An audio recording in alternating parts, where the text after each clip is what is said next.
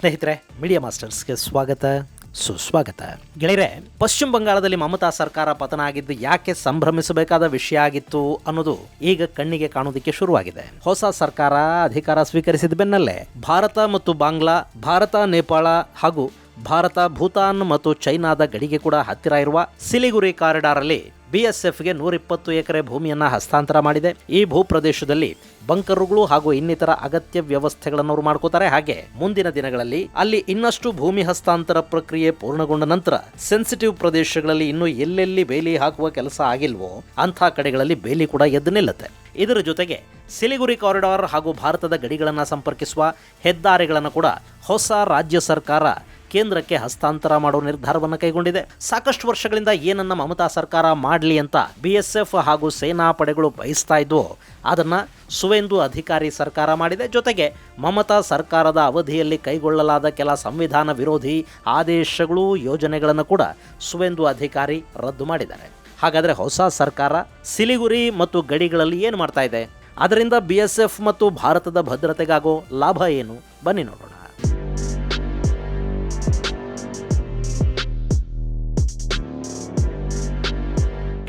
ಭಾರತದಲ್ಲಿ ಸಾಕಷ್ಟು ಜನ ನಾಯಕರು ಬಂದು ಹೋಗಿದ್ದಾರೆ.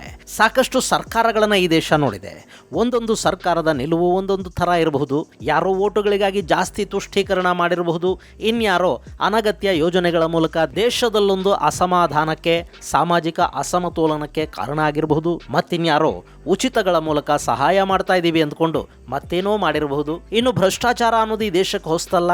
ಅವರವರ ತಾಕತ್ತು, ಹಸಿವಿನ ಪ್ರಮಾಣದ ಮೇಲೆ ಖಜಾನೆಗಳನ್ನು ಕೊಳ್ಳೆ ಹೊಡೆದಿರಬಹುದು. ಆದರೆ ದೇಶದ ಭದ್ರತೆ ಮತ್ತು ಸಮಗ್ರತೆಯ ದೃಷ್ಟಿಯಿಂದ ರಾಜಿ ಮಾಡಿಕೊಂಡ ನಾಯಕರು ನಮ್ಮಲ್ಲಿ ತುಂಬಾ ಕಡಿಮೆ ಮತ್ತು ತುಂಬಾ ಅಪರೂಪ ಕೂಡ. ಆದರೆ ಪಶ್ಚಿಮ ಬಂಗಾಳದ ಆ ನಾಯಕಿ ಅದ್ಯಾಕೆ ಹಾಗೆ ಮಾಡಿದ್ರೋ ಗೊತ್ತಿಲ್ಲ. ಆಕೆ ಕೇಂದ್ರ ಸರ್ಕಾರದ ವಿರುದ್ಧ ದ್ವೇಷಕ್ಕೆ ಬಿದ್ದರು. ಗಡಿಗಳನ್ನು ಭದ್ರಾ ಮಾಡೋದಕ್ಕೆ ಅವಕಾಶ ಆಗದ ಹಾಗೆ ನೋಡಿಕೊಂಡ್ರು. ಪಕ್ಕದಲ್ಲಿ ಚೈನಾ, ಬಾಂಗ್ಲಾದೇಶ ಮತ್ತು ನೇಪಾಳದ ಮೂಲಕ ಪಾಕಿಸ್ತಾನ ಕೂಡ ಭಾರತದಲ್ಲಿ ನುಸುಳುಕೋರರನ್ನು ಕಳುಹಿಸುತ್ತೆ. ಇದು ಗೊತ್ತಿದ್ದು ಆ ದೇಶಗಳ ಜೊತೆಗಿನ ಗಡಿಯಲ್ಲಿ ಗಡಿ ಭದ್ರತಾ ಪಡೆಗಳು ಕೆಲಸ ಮಾಡೋದಕ್ಕೆ ಬೇಕಾದ ವಾತಾವರಣವನ್ನು ನಿರ್ಮಾಣ ಮಾಡೋದಕ್ಕೆ ಕೂಡ ಆಕೆ ತೊಂದರೆಯನ್ನುಂಟು ಮಾಡಿದರು. ಗಡಿಗಳನ್ನು ಸಂಪರ್ಕಿಸುವ ರಸ್ತೆಗಳ ಮೇಂಟೆನೆನ್ಸ್, ಅವುಗಳ ಅಭಿವೃದ್ಧಿಗೆ ಅವಕಾಶ ಆಗದ ಹಾಗೆ ತಡೆದ್ರು. ಅಕ್ರಮ ವಲಸೆಗಳಿಗೆ ದೊಡ್ಡ ಮಟ್ಟದಲ್ಲಿ ಅವಕಾಶವನ್ನು ಕೊಟ್ಟರು.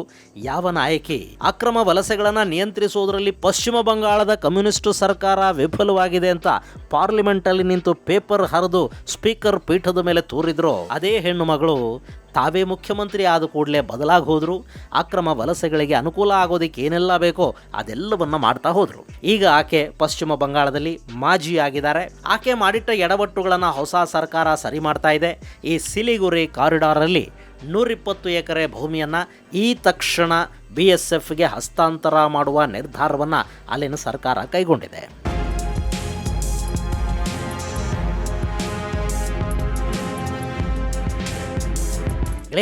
ಪಶ್ಚಿಮ ಬಂಗಾಳ ಬಾಂಗ್ಲಾದೇಶದ ಜೊತೆ 2216.7 ಕಿಲೋಮೀಟರ್ ಗಡಿಯನ್ನು ಹಂಚಿಕೊಳ್ಳುತ್ತೆ. ಈ ಗಡಿಯ ಉದ್ದಕ್ಕೂ ಅಕ್ರಮ ವಲಸೆಗಳ ಸಮಸ್ಯೆ ಇದೆ. ಅದನ್ನು ನಿಯಂತ್ರಿಸೋದಕ್ಕೆ ಅಲ್ಲಿ ಬೇಲಿ ಹಾಕೋ ಕೆಲಸ ನಡಿಬೇಕು. ಅದು ಇನ್ನೂ 456 ಕಿಲೋಮೀಟರ್ಗಳಷ್ಟು ಬಾಕಿ ಇದೆ. ಅಷ್ಟು ಭೂಮಿಯನ್ನ ರಾಜ್ಯ ಸರ್ಕಾರ ಬಿಎಸ್ಎಫ್ಗೆ ಹಸ್ತಾಂತರ ಮಾಡಬೇಕು. ಆದರೆ ಅಲ್ಲವರಿಗೆ ಕೊಡಲಾಗಿದ್ದು ಬರೀ 77.9 ಕಿಲೋಮೀಟರ್ ಮಾತ್ರ. 229 ಕಿಲೋಮೀಟರ್ ಸ್ವಾಧೀನ ಪ್ರಕ್ರಿಯೆ ಶುರು ಆಗಿದೆ. ಆದರೆ ಅದು ವಿವಿಧ ಹಂತಗಳಲ್ಲಿ ಸ್ಥಗಿತಗೊಂಡಿದೆ. ಈ ಬಗ್ಗೆ ಕೋಲ್ಕತಾ ಹೈಕೋರ್ಟ್ ಹಲವಾರು ಬಾರಿ ರಾಜ್ಯ ಸರ್ಕಾರಕ್ಕೆ ಹೇಳಿದರೂ ಕೂಡ ಅಲ್ಲಿ ಯಾವ ಪ್ರಗತಿನೂ ಆಗಲಿಲ್ಲ. ಈಗಲ್ಲಿ ಸರ್ಕಾರ ಬದಲಾಗಿದೆ. ಸುವೇಂದು ಅಧಿಕಾರಿ ಮುಖ್ಯಮಂತ್ರಿ ಆಗಿದ್ದಾರೆ. ಅವರು ಮೊದಲ ಕ್ಯಾಬಿನೆಟ್ ಮೀಟಿಂಗಲ್ಲೇ ಬಾಕಿ ಇರುವ ಎಲ್ಲ ಸಮಸ್ಯೆಗಳನ್ನು ಬಗೆಹರಿಸಿ ಅಲ್ಲಿ ಬಿಎಸ್ಎಫ್ಗೆ ಬೇಕಿರೋ ಅಷ್ಟೂ ಭೂಮಿಯನ್ನ ಹಸ್ತಾಂತರ ಮಾಡೋ ನಿರ್ಧಾರವನ್ನು ಕೈಗೊಂಡಿದ್ದಾರೆ ಮತ್ತು ಅದಕ್ಕಾಗಿ 45 ದಿನಗಳ ಗಡುವನ್ನು ಕೂಡ ಹಾಕೊಂಡಿದ್ದಾರೆ. ಅದರ ಜೊತೆಗೆ ಸಿಲಿಗುರಿ ಕಾರಿಡಾರ್ ಅಲ್ಲಿ 600 ಎಕರೆ ಭೂಮಿಯನ್ನ ಬಿಎಸ್ಎಫ್ಗೆ ಕೊಡೋ ಬಗ್ಗೆ ಕೂಡ ಪಶ್ಚಿಮ ಬಂಗಾಳದ ಹೊಸ ಸರ್ಕಾರ ನಿರ್ಧಾರವನ್ನು ಕೈಗೊಂಡಿದೆ. ಅದರ ಭಾಗವಾಗಿ ಈಗ 120 ಎಕರೆ ಭೂಮಿ ಬಿಎಸ್ಎಫ್ಗೆ ಹಸ್ತಾಂತರ ಆಗ್ತಾ ಇದೆ. ಸಿಲಿಗುರಿ ಕಾರಿಡಾರ್ ಅಂದ್ರೆ ನೀವಿಲ್ಲಿ ನೋಡ್ತಾ ಇದ್ದೀರಲ್ಲ, ಇದನ್ನು ಚಿಕನ್ ನೆಕ್ ಅಂತ ಕೂಡ ಕರೀತಾರೆ. ಸುಮಾರು 60 ಕಿಲೋಮೀಟರ್ ಉದ್ದ, 17ರಿಂದ 22 ಕಿಲೋಮೀಟರ್ ಅಗಲ ಇರೋ ಸಣ್ಣ ಪಟ್ಟಿ ಇದು. ಭಾರತದ ವಿಶಾಲವಾದ ಈ ಭೂಭಾಗ ಇದೆ ನೋಡಿ, ಇದನ್ನ ಈಶಾನ್ಯ ಭಾರತದ 8 ರಾಜ್ಯಗಳಿಗೆ ಜೋಡಿಸೋದು ಇದೇ ಸಣ್ಣ ಭೂಮಾರ್ಗ.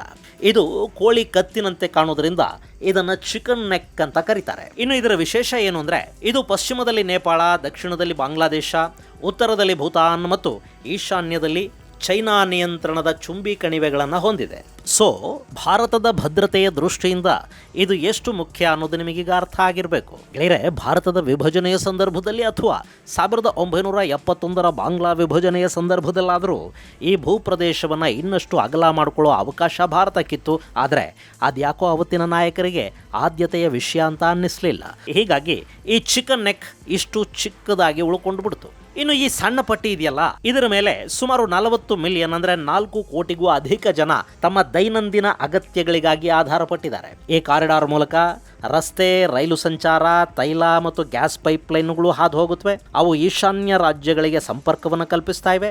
ಈಶಾನ್ಯದ ಪ್ರಾಡಕ್ಟ್ಗಳು ಭಾರತದ ಬೇರೆ ಬೇರೆ ರಾಜ್ಯಗಳಿಗೆ ಮತ್ತು ವಿದೇಶಗಳಿಗೆ ರಫ್ತಾಗಬೇಕು ಅಂದರೂ ಈ ಕಾರಿಡಾರ್ ಮೂಲಕವೇ ಆಗಬೇಕು. ಹಾಗೆ ಬಾಂಗ್ಲಾ, ನೇಪಾಳ, ಭೂತಾನ್, ಚೈನಾ ಗಡಿಗಳಿಗೆ ಭಾರತದ ಸೇನೆ ಹೋಗಬೇಕು ಅಂದರೂ ಕೂಡ ಈ ಪ್ಯಾಸೇಜ್ ಮೂಲಕವೇ ಹೋಗಬೇಕು.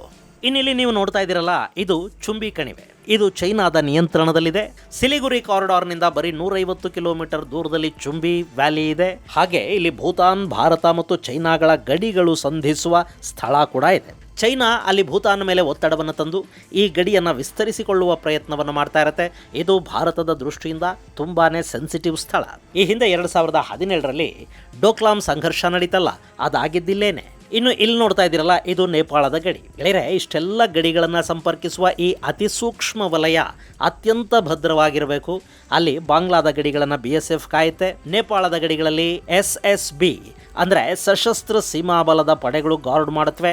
ಹಾಗೆ ಚೈನಾದ ಗಡಿಯಲ್ಲಿ ಇಂಡೋ ಟಿಬೆಟನ್ ಬಾರ್ಡರ್ ಪೊಲೀಸ್ ಪಡೆಗಳಿವೆ. ಭಾರತ ಚೈನಾದ ಗಡಿಯಲ್ಲಿ PLA ಅಂದರೆ ಪೀಪಲ್ಸ್ ಲಿಬರೇಷನ್ ಆರ್ಮಿಯ ಕಾರಣಕ್ಕೆ ಸಮಸ್ಯೆಗಳನ್ನು ಎದುರಿಸ್ತಾ ಇದೆ.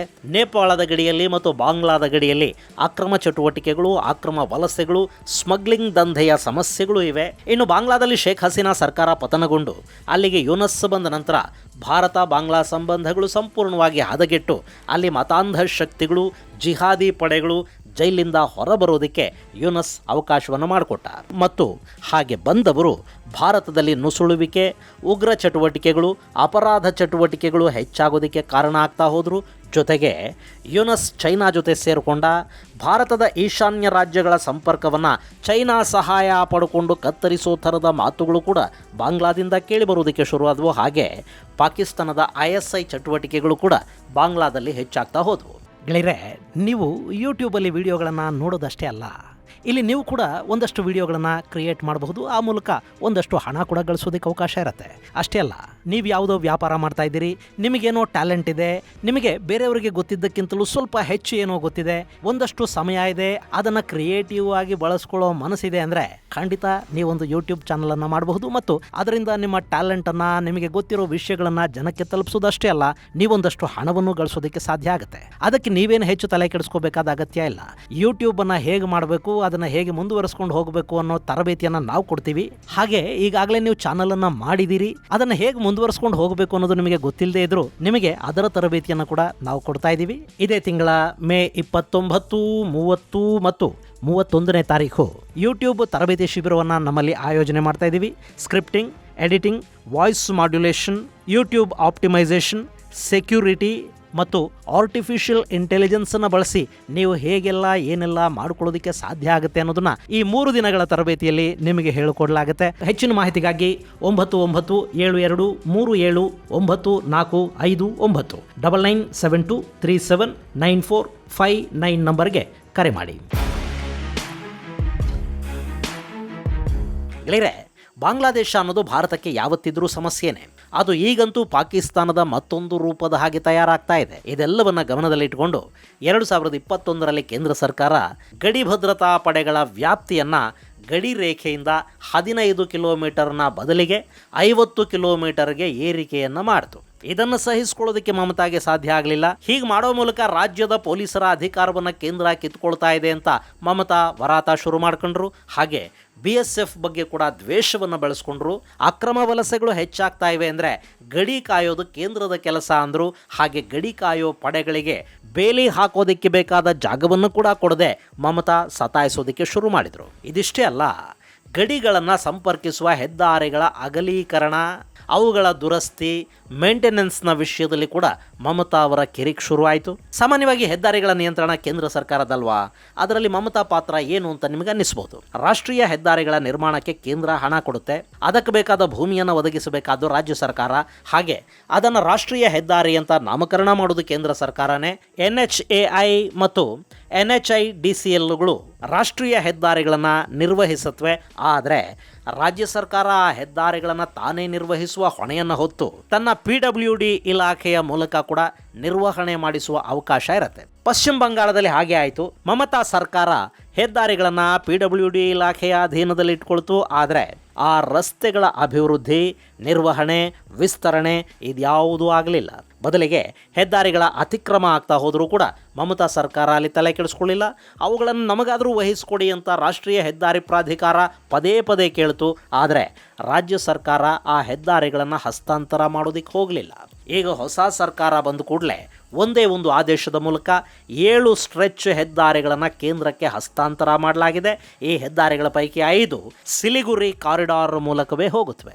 ಆ ಪೈಕಿ NH110 ಸಿಲಿಗುರಿ ಡಾರ್ಜಿಲಿಂಗನ್ನು ಕನೆಕ್ಟ್ ಮಾಡುತ್ತೆ. ಹಾಗೆ ಭೂತಾನ್ ಗಡಿಗೆ ಸಂಪರ್ಕಿಸುವ ಹಾಸಿಮಾರಾ ಜೈಗೋನ್, ಬಾಂಗ್ಲಾ ಗಡಿಯನ್ನು ಕನೆಕ್ಟ್ ಮಾಡುವ ಚಂಗ್ರಾಬಂಧ ರಸ್ತೆ, ಹಾಗೆ ಮಾಲ್ಡಾ, ಮುರ್ಷಿದಾಬಾದ್ ಹಾಗೂ ಇನ್ನಷ್ಟು ಜಿಲ್ಲೆಗಳನ್ನು ಕನೆಕ್ಟ್ ಮಾಡುವ ನಾನಾ ರಸ್ತೆಗಳನ್ನು ಈಗ NHIDCLಗೆ ಹಸ್ತಾಂತರಿಸಲಾಗಿದೆ.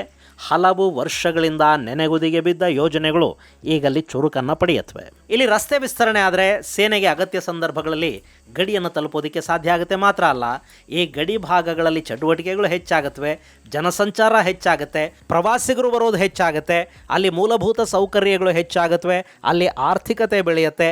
ಇಷ್ಟಾಗ್ಬಿಟ್ರೆ ಅಲ್ಲಿನ ಜನ ಕೂಡ ಗಡಿಯನ್ನು ಕಾಯೋದಕ್ಕೆ ಸಹಾಯ ಮಾಡ್ತಾರೆ. ಇದರ ಜೊತೆ ಭಾರತ ಈ ಭಾಗದಲ್ಲಿ 3 ಹೊಸ ಮಿಲಿಟರಿ ಗ್ಯಾರಿಸನ್ಗಳನ್ನು ಸ್ಥಾಪಿಸಿದೆ. ಅಸ್ಸಾಂನ ದುಬ್ರಿ ಬಳಿ ಲಾಚಿತ್ ಬರ್ಫುಕನ್ ಮಿಲಿಟರಿ ಸ್ಟೇಷನ್ ಇದೆ. ಬಿಹಾರ್ನ ಕಿಶನ್ಗಂಜ್ ಮತ್ತು ಉತ್ತರ ದಿನಾಜ್ಪುರದ ಚೋಪ್ರಾ ಬಳಿ ಮತ್ತೊಂದು ಮಿಲಿಟರಿ ಗ್ಯಾರಿಸನ್ ಇದೆ. ಈಗ ಮಿಜೋರಾಂನಲ್ಲಿ ಕೂಡ 4ನೇ ಗ್ಯಾರಿಸನ್ ಸ್ಥಾಪನೆಗೆ ಸೂಕ್ತ ಸ್ಥಳವನ್ನು ಗುರುತಿಸುವ ಕೆಲಸ ನಡೆದಿದೆ. ಈ ಎಲ್ಲ ಮಿಲಿಟರಿ ಗ್ಯಾರಿಸನ್ಗಳ ಮೂಲಕ ಈ ಚಿಕನ್ ನೆಕ್ ಅಂದರೆ ಸಿಲಿಗುರಿ ಕಾರಿಡಾರ್ ಇದೆಯಲ್ಲ, ಇದನ್ನು ಕಾಪಾಡುವ ಕೆಲಸ ನಡೆಯುತ್ತೆ. ಅದರ ಜೊತೆಗೆ ಈಗ BSFಗೆ ಇಲ್ಲಿ 120 ಎಕರೆ ಭೂಮಿಯನ್ನ ಹಸ್ತಾಂತರ ಮಾಡ್ತಾ ಇರೋದ್ರಿಂದ ಅಲ್ಲಿ ಕೂಡ ಒಂದಷ್ಟು ಹೊಸ ಬಂಕರುಗಳು ಹಾಗೂ BSFಗೆ ಬೇಕಾದ ಇನ್ನಿತರ ಸೌಲಭ್ಯಗಳ ನಿರ್ಮಾಣ ಆಗುತ್ತೆ. ಈ ಮೂಲಕ ಇನ್ನು ಮುಂದೆ ಗಡಿಗಳು ಭದ್ರ ಆಗೋ ಲಕ್ಷಣಗಳು ಕಾಣ್ತಾ ಇವೆ. ಇದರ ಜೊತೆ ಬಾಂಗ್ಲಾದಿಂದ ನುಸುಳಿ ಬಂದಿರುವ ಅಕ್ರಮ ವಲಸಿಗರನ್ನ ಹೊರ ಹಾಕುವ ಕೆಲಸ ಕೂಡ ಇನ್ನು ಮುಂದೆ ಜೋರಾಗಿ ನಡೀತಾ ಹೋಗುತ್ತೆ. ಆ ಸುದ್ದಿಗಳು ಕೂಡ ಇನ್ನು ಕೆಲವೇ ದಿನಗಳಲ್ಲಿ ನಾವು ದೊಡ್ಡ ಮಟ್ಟದಲ್ಲಿ ಕೇಳೋ ಸಾಧ್ಯತೆಗಳಿರುತ್ತವೆ. ಅದರ ಜೊತೆ ಸುವೇಂದು ಅಧಿಕಾರಿ ಸರ್ಕಾರ ಮತ್ತಷ್ಟು ಮಹತ್ವದ ನಿರ್ಧಾರಗಳಲ್ಲಿ ಕೈಗೊಂಡಿದೆ. ಮಮತಾ ಸರ್ಕಾರ 2012ರಲ್ಲಿ ಮುಲ್ಲಾಗಳಿಗೆ, ಇಮಾಮ್ಗಳಿಗೆ ಪ್ರತಿ ತಿಂಗಳು 3,000 ರೂಪಾಯಿಗಳಷ್ಟು ವೇತನವನ್ನು ಕೊಡೋದಕ್ಕೆ ಶುರು ಮಾಡ್ತು. ಆ ಯೋಜನೆಯಿಂದ ಸುಮಾರು 55,000 ಮಂದಿ ಇಮಾಮ್ಗಳು ಲಾಭ ಪಡಿತಾ ಇದ್ದಾರೆ. ಯಾವಾಗ ಇಲ್ಲಿ ಬರೀ ಇಮಾಮ್ಗಳಿಗೆ ಮಾತ್ರ ಪ್ರತಿ ತಿಂಗಳು 3,000 ಸಿಗೋದಕ್ಕೆ ಶುರು ಆಯಿತೋ ಅದಕ್ಕೆ ತೀವ್ರ ವಿರೋಧ ವ್ಯಕ್ತವಾಯಿತು. ಹೀಗಾಗಿ 8 ವರ್ಷಗಳ ನಂತರ ಅಂದರೆ 2020ರಲ್ಲಿ ಹಿಂದೂ ದೇವಾಲಯಗಳ ಅರ್ಚಕರಿಗೆ ಕೂಡ ಮಾಸಾಶನವನ್ನು ನೀಡುವ ಯೋಜನೆಯನ್ನು ಮಮತಾ ಆರಂಭ ಮಾಡಿದರು. ಆ ಯೋಜನೆಯ ಅಡಿ ಫಲಾನುಭವಿಗಳಾಗಿದ್ದು 8,000 ಹಿಂದೂ ಪೂಜಾರಿಗಳು. ಇಲ್ಲಿ ಕೂಡ 55,000 ಮಂದಿ ಮುಲ್ಲಾಗಳಿಗೆ ಪ್ರತಿ ತಿಂಗಳು 3,000 ರೂಪಾಯಿ ಕೊಡ್ತಾ ಹೋದ ಮಮತಾ ಸರ್ಕಾರ 8,000 ಪೂಜಾರಿಗಳಿಗೆ ತಿಂಗಳಿಗೆ 1,500 ರೂಪಾಯಿ ಅಂತೆ ಹಣವನ್ನ ಘೋಷಣೆ ಮಾಡಿತು. ಇಮಾಮ್ಗಳಿಗೆ ಕೊಡ್ತಾ ಇದ್ದ ಹಣದಲ್ಲಿ ಅರ್ಧದಷ್ಟನ್ನ ದೇವಾಲಯದ ಅರ್ಚಕರಿಗೆ ಕೊಡೋದಕ್ಕೆ ಶುರು ಮಾಡಿದ್ರು. ಇಮಾಮ್ಗಳಿಗೆ, ಮೌಲ್ವಿಗಳಿಗೆ ಪ್ರತಿ ತಿಂಗಳು 3,000 ರೂಪಾಯಿಗಳಷ್ಟು ಹಣವನ್ನ ಸರ್ಕಾರ ಕೊಡೋ ಈ ನಿರ್ಧಾರವನ್ನ ನ್ಯಾಯಾಲಯ ಅಸಂವಿಧಾನಿಕ ಅಂತ ಹೇಳ್ತು. ಮತದ ಆಧಾರದ ಮೇಲೆ ಯಾರಿಗೂ ಈ ರೀತಿಯ ಯೋಜನೆಗಳನ್ನ ಘೋಷಿಸೋ ಹಾಗಿಲ್ಲ ಅಂತ ನ್ಯಾಯಾಲಯ ಹೇಳ್ತು. ಆದರೆ ಅದು ಯಾವುದನ್ನು ಮಮತಾ ಸೀರಿಯಸ್ ಆಗಿ ತಗೊಳ್ಳಿಲ್ಲ. ಅವರು ಬೇರೆ ರೀತಿಯಲ್ಲಿ ಅಂದರೆ ವಕ್ಫ್ ಮಂಡಳಿಯ ಮೂಲಕ ಆ ಯೋಜನೆಯನ್ನ ಮುಂದುವರಿಸ್ತಾ ಹೋದ್ರು. ಇನ್ನು ಈಗ ಸುವೇಂದು ಅಧಿಕಾರಿ ಸರ್ಕಾರ ಮತದ ಆಧಾರದ ಮೇಲೆ ಸರ್ಕಾರ ಕೊಡ್ತಾ ಇದ್ದ ಈ ಮಾಸಿಕ ವೇತನದ ಯೋಜನೆ ಏನಿದೆ ಅದನ್ನ ಸಂಪೂರ್ಣವಾಗಿ ರದ್ದು ಮಾಡ್ತಾ ಇದೆ. ಇನ್ನು ಮುಂದೆ 55,000 ಮುಲ್ಲಾಗಳಿಗೂ ಹಣ ಸಿಗೋದಿಲ್ಲ. 8,000 ಪೂಜಾರಿಗಳಿಗೆ 1,500 ರೂಪಾಯಿ ಮಾಸಾಶನ ಕೂಡ ನಿಂತು ಹೋಗುತ್ತೆ. ಈ ಹಣವನ್ನ ವಿದ್ಯಾರ್ಥಿ ವೇತನದ ರೂಪದಲ್ಲಿ ಮತ, ಧರ್ಮ, ಜಾತಿಗಳ ಹಂಗಿಲ್ಲದೆ ಮೆರಿಟ್ ಪಡೆಯುವ ವಿದ್ಯಾರ್ಥಿಗಳಿಗೆ ಕೊಡೋದಿಕ್ಕೆ ಸುವೇಂದು ಸರ್ಕಾರ ಮುಂದಾಗ್ತಾ ಇದೆ. ಇದರ ಜೊತೆ ಮಮತಾ ಸರ್ಕಾರದ ಅವಧಿಯಲ್ಲಿ ತಯಾರು ಮಾಡಲಾದ OBC ಪಟ್ಟಿಯನ್ನು ಕೂಡ ಸಂಪೂರ್ಣವಾಗಿ ಹೊಸ ಸರ್ಕಾರ ರದ್ದು ಮಾಡ್ತಾ ಇದೆ. ಇದನ್ನು ಕೂಡ ನ್ಯಾಯಾಲಯದ ಆದೇಶದ ಮೇರೆಗೆ ರದ್ದು ಮಾಡಲಾಗ್ತಾ ಇದೆ. ಈ ಪರಿಷ್ಕರಿಸಿದ ಪಟ್ಟಿಯಲ್ಲಿ ಈ ಹಿಂದಿನ ಸರ್ಕಾರ ಸುಮಾರು 80ಕ್ಕೂ ಹೆಚ್ಚು ಮುಸ್ಲಿಂ ಗುಂಪುಗಳಿಗೆ OBCಯ ಸ್ಥಾನಮಾನವನ್ನು ಕೊಟ್ಟಿತ್ತು. ಇದನ್ನು ಕೋಲ್ಕತಾ ಹೈಕೋರ್ಟ್ ರದ್ದು ಮಾಡಿತ್ತು. ಆದರೂ ಮಮತಾ ಸರ್ಕಾರ ಈ ಯೋಜನೆಯನ್ನು ಮತ್ತೊಂದು ರೀತಿಯಲ್ಲಿ ಮುಂದುವರಿಸೋ ಪ್ರಯತ್ನ ಮಾಡಿತು. ಈಗ ಹೊಸ ಸರ್ಕಾರ ಅದನ್ನು ರದ್ದು ಮಾಡ್ತಾ ಇದೆ. ಇನ್ನು ಮೈನಾರಿಟಿ ಅಫೇರ್ಸ್ ಮತ್ತು ಮದರಸಾ ಎಜುಕೇಷನ್ ಇಲಾಖೆಗಳು ಮೇ ಅಂತ್ಯದವರೆಗೆ ಮಾತ್ರ ಮುಂದುವರಿಯುತ್ತವೆ. ಜೂನ್ನಿಂದ ಮದರಸಾಗಳಿಗೆ ಸಿಗ್ತಾ ಇದ್ದ ವಿಶೇಷ ಪ್ರೋತ್ಸಾಹ ನಿಂತು ಹೋಗುತ್ತೆ ಅಂತ ಸಚಿವೆ ಅಗ್ನಿಮಿತ್ರಾ ಪೌಲ್ ಪ್ರಕಟಿಸಿದ್ದಾರೆ. ಈ ಮೂಲಕ ಮಮತಾ ಸರ್ಕಾರದ ತುಷ್ಟೀಕರಣ ಯೋಜನೆಗಳನ್ನು ಸುವೇಂದು ಅಧಿಕಾರಿ ಸ್ಥಗಿತಗೊಳಿಸ್ತಾ ಇದ್ದಾರೆ ಮತ್ತು ಆ ಹಣವನ್ನು ಪಶ್ಚಿಮ ಬಂಗಾಳದ ಎಲ್ಲ ಜನರಿಗೂ ಸಿಗುವ ಹಾಗೆ ನೋಡಿಕೊಳ್ಳೋ ಪ್ರಯತ್ನ ಅಲ್ಲಿ ಆರಂಭ ಆಗ್ತಾ ಇದೆ. ಇದರ ಜೊತೆ ಎಲ್ಲ ರಾಜ್ಯಗಳಂತೆ ಪಶ್ಚಿಮ ಬಂಗಾಳಕ್ಕೆ ಕೂಡ ಒಂದಿಷ್ಟು ಉಚಿತಗಳ ಶಾಪ ಇದೆ. ಅದರ ಪ್ರಕಾರ ಮಹಿಳೆಯರಿಗೆ ಬಸ್ ಪ್ರಯಾಣ ಇನ್ನು ಮುಂದೆ ಉಚಿತ ಆಗುತ್ತೆ. ಹಾಗೆ ಮಮತಾ ಸರ್ಕಾರ ಲಕ್ಷ್ಮೀ ಭಂಡಾರ್ ಯೋಜನೆಯ ಹೆಸರಲ್ಲಿ ಮಹಿಳೆಯರಿಗೆ ಪ್ರತಿ ತಿಂಗಳು 1,000 ರೂಪಾಯಿ ಹಣವನ್ನು ಕೊಡ್ತಾ ಇತ್ತು. ಈಗ ಆ ಯೋಜನೆಗೆ ಅನ್ನಪೂರ್ಣ ಅನ್ನೋ ಹೆಸರನ್ನಿಟ್ಟು 1,000ವನ್ನು 3,000ಕ್ಕೆ ಏರಿಸುವ ಕೆಲಸವನ್ನು ಸುವೇಂದು ಸರ್ಕಾರ ಮಾಡಿದೆ. ಇದೆಲ್ಲದರ ಜೊತೆಗೆ ಅಕ್ರಮ ವಲಸೆಗಳನ್ನು ನಿಲ್ಲಿಸುವ ಮತ್ತು ಈಗಾಗಲೇ ಅಕ್ರಮವಾಗಿ ನುಸುಳಿ ಬಂದವರನ್ನು ಪಶ್ಚಿಮ ಬಂಗಾಳದಿಂದ ಹೊರಹಾಕುವ ಕೆಲಸವನ್ನು ಕೂಡ ಬೇಗ ಸುವೇಂದು ಸರ್ಕಾರ ಪ್ರಾರಂಭ ಮಾಡಲಿ. ಆ ಮೂಲಕ ದೇಶದ ಭದ್ರತೆಗೆ ಅನುಕೂಲವನ್ನು ಕಲ್ಪಿಸಿಕೊಡೋ ಕೆಲಸವನ್ನು ಆ ಸರ್ಕಾರ ಬೇಗ ಮಾಡಲಿ ಅಂತ ಆಶಿಸೋಣ. ಇದು ಗೆಳೆಯರೆ ಪಶ್ಚಿಮ ಬಂಗಾಳದ ಒಂದಷ್ಟು ಬೆಳವಣಿಗೆಗಳ ಕುರಿತಾದ ಮಾಹಿತಿ. ಮುಂದಿನ ಸಂಚಿಕೆಯಲ್ಲಿ ಮತ್ತಷ್ಟು ವಿಶೇಷಗಳ ಜೊತೆ ಮತ್ತೆ ಭೇಟಿಯಾಗೋಣ. ಅಲ್ಲಿವರೆಗೆ ಜೈ ಹಿಂದ್, ಜೈ ಕರ್ನಾಟಕ.